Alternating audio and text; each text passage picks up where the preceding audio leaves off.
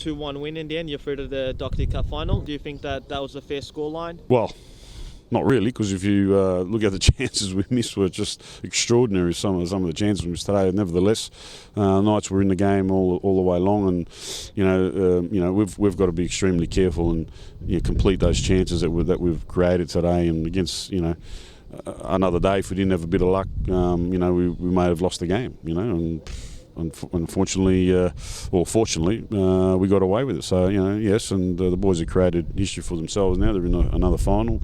So, it's great time for the club. Do you think the biggest obstacle for you guys getting success this year would be these lapses in concentration, these lulls in games that you guys seem to have where you allow the opposition back into it and they take their chances, unlike you guys when you sometimes fluff your lines instead of making a 3-1, it's back to, to war or something? Well, like that. if you look at today's game, we made the mistake for them to get into the game. So it's a mistake made from our player. So at the end of the day, you can't say that there was any build-up play from Knights for them to score.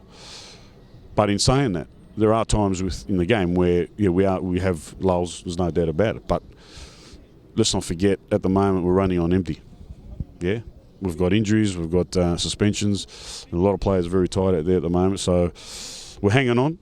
I don't know how long, but I'm hoping we're just refreshing them as much as possible. But we know that this is the time of the year where a lot of teams are suffering with their players being fit, because it's the end of the year. It's a lot of games we've played, and we've got a lot of games coming up also. So.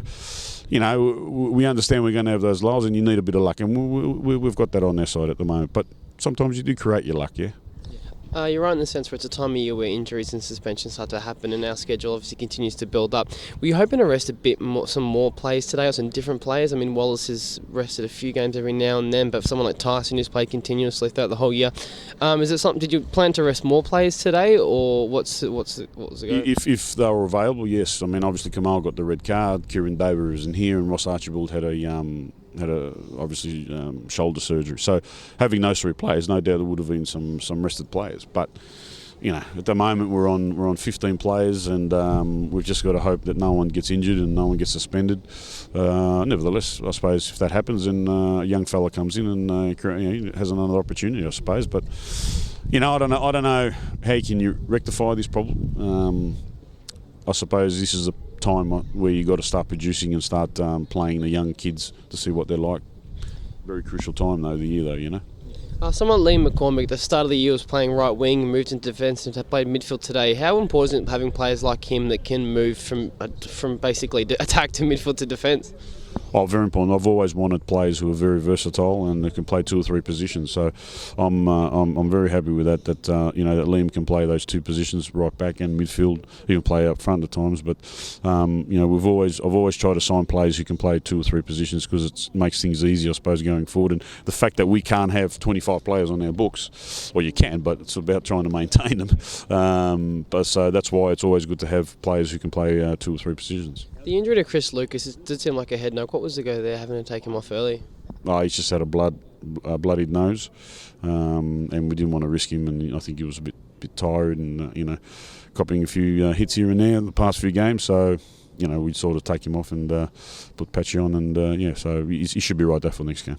And in the mid-season transfer window, you signed Carl Kennedy to keep Brian Scott on his toes. We saw Scott make another error tonight.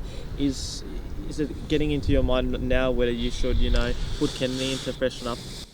No, not really. I look, at the end of the day, Cole's injured at the moment, so we can't play him anyway. But look, it is frustrating, and I think it's frustrating for Scotty a lot, or Ryan, I should say, the fact that he's conceding some silly goals. But we've been lucky, and I mean that. We've been lucky with all capital letters, the fact that there hasn't been crucial, critical errors that have cost us. So in that respect, you just got to sort of say, okay, hopefully he'll learn from it and you'll get better from it.